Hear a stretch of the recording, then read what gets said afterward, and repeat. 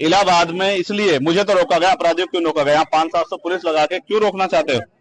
क्या एक परिवार से नहीं मिलने की छूट दे सकते हो आप लोग? तो मैं तो कह रहा हूँ मैं अकेला जाऊंगा, आपके साथ जाऊंगा, आप ले चलो, लेकिन मुझे मेरे परिवार से मिलाओ, मैं उनकी तकलीफों को जान दो। भी उस माँ से मेरी बात हुई जो बच्ची की माँ। संवैधानिक विचारों का प्रयोग संवैधानिक विचार पे हूँ, इसलिए पुलिस से बातचीत कर रहा हूँ, वरना मैं लड़के भी जा सकता हूँ, मोटरसाइकिल पे बैठ के भी जा सकता हूँ। पुलिस जानती है जब मैं जाने पाऊंगा चला जाऊंगा।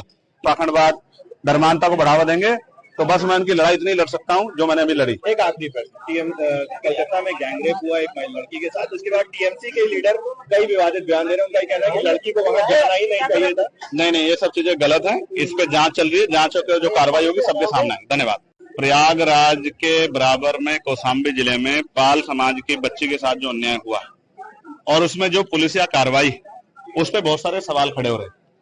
एक पक्ष कह रहा है कि हम पीड़ित हैं, दूसरा पक्ष कह रहा है कि हम पीड़ित हैं। ब्राह्मण समाज के लोग कह रहे हैं हम पीड़ित हैं। अब ये पता जाके लगेगा मौके पे कि कौन पीड़ित है। इसलिए मैं उन परिवार से मिलने के लिए पाल समाज के आया था, लेकिन पुलिस ने मुझे यहाँ रोक लिया और मुझसे कहा कि अभी लॉ एंड ऑर्डर की सिचुएशन अच्छी नहीं है, आप कुछ देर इंतजार कर लें, उसके बाद हम आपको जाने की इजाजत दे देंगे। मैं यहाँ इंतजार कर रहा हूँ पिछले 2.5 घंटे से, लगभग अब 2.5 घंटे होने को आए। मैं यहाँ इंतजार कर रहा हूँ कि मुझे वहां जाने की इजाजत मिले और मैं उस परिवारों की आवाज को उठा पाऊं, मैं जान पाऊं सत्य क्या है।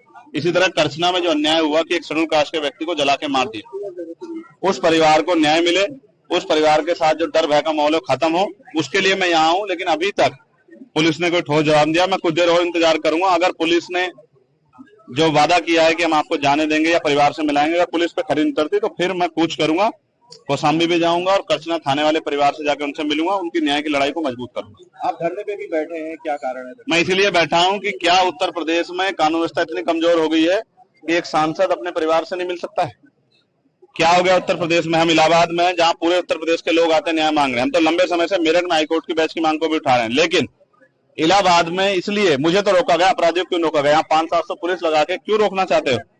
क्या एक परिवार से नहीं मिलने की छूट दे सकते हो आप लोग? तो मैं तो कह रहा हूँ मैं अकेला जाऊंगा, आपके साथ जाऊंगा, आप ले चलो, लेकिन मुझे मेरे परिवार से मिलाओ, मैं उनकी तकलीफों को जान दो। भी उस माँ से मेरी बात हुई जो बच्ची की माँ, उन्होंने कहा मेरी बच्ची की हालत आके देखी, हमारी हालत आके देखी, हम यहाँ डर के साए में, हमारी मदद कीजिए, हमारी आवाज उठाइए। तो पुलिस मुझे क्यों रोक रही? क्या पुलिस किसी चीज को छिपाना चाहती है? क्या पुलिस दबाव में काम कर रही है? मैं तो मानता हूँ पुलिस कभी दब नहीं सकती, लेकिन इस बात को जानना पड़ेगा कि सब क्या हो रहा है। मैं तो पुलिस का सबसे बड़ा ऐतिहासिक सब जगह आवाज उठाता हूँ, पार्लियामेंट में भी आवाज उठाता हूँ, सड़क पे भी उठाता हूँ। उनकी 8 घंटे की ड्यूटी हो, उनको न्याय मिले, उनको जो वेतन विसंगतियां वो दूर हो, उनके साथ जो है जो बॉर्डर स्कीम है वो खत्म हो। लेकिन क्या आज पुलिस मुझे रोक के जो है क्या कानून का हनन नहीं कर रही, संवैधानिक जो अधिकार है उनका हनन नहीं कर रही? इसका जवाब भी देना चाहिए। और मैं मीडिया से कहूंगा कि पुलिस से पूछे कि वो मुझे क्यों रोक के बैठे। धन्यवाद। सबसे पहले लाइव आए थे, आपने हाउस अरेस्ट की बात भी कही और सरकार ने भी कहा, क्या कुछ उसी के बाद मुझे बाहर आके बैठना पड़ा, इसलिए लाइव आया कि मुझे जाना था कहाँ और मुझे लेके कहाँ गए।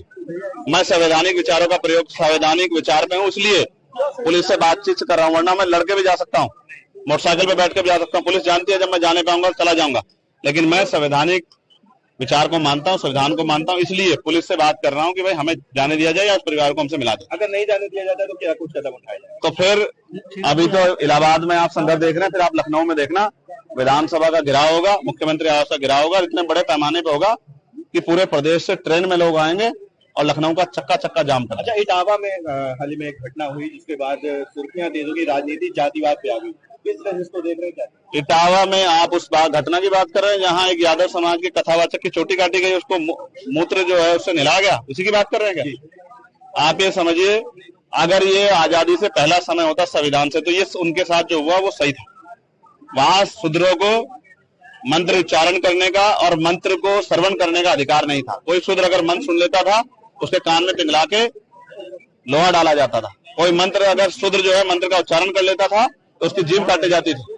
लेकिन अब तो संविधान का युग है, इसमें तो अगर आप किसी को भी, भाई मैं आपसे पूछना चाहता हूं कि ब्राह्मण समाज के लोग जो आज वहां कह रहे हैं कि भाई हमसे हमारे साथ अन्याय हुआ है, तो मैं पूछना चाहता हूं कि क्षत्रिय को, वैश्य को, महिलाओं को, दलितों को, पिछड़ों को, आदिवासियों को पुजारी बनने का अधिकार क्यों नहीं? इसका क्या जवाब है आपके पास? कि आपके पास क्या जवाब है कि संविधान जब सबको बराबर का अधिकार देता तो पूजा करने का अधिकार तो सबको है, कांवड़ पे जाने का अधिकार सबको है, लेकिन पुजारी बनने का अधिकार क्यों नहीं है? बाबा साहब अम्बेडकर ने तो पूजा करने के लिए, मंदिर में जाने के लिए, पूजा करने के लिए नहीं, मंदिर में जाने के लिए संघर्ष किया था, कालाराम मंदिर में। तो क्या आप पुजारी बनने के लिए संघर्ष करना पड़ेगा, लेकिन मेरी लड़ाई दूसरी है, वैचारिक लड़ाई।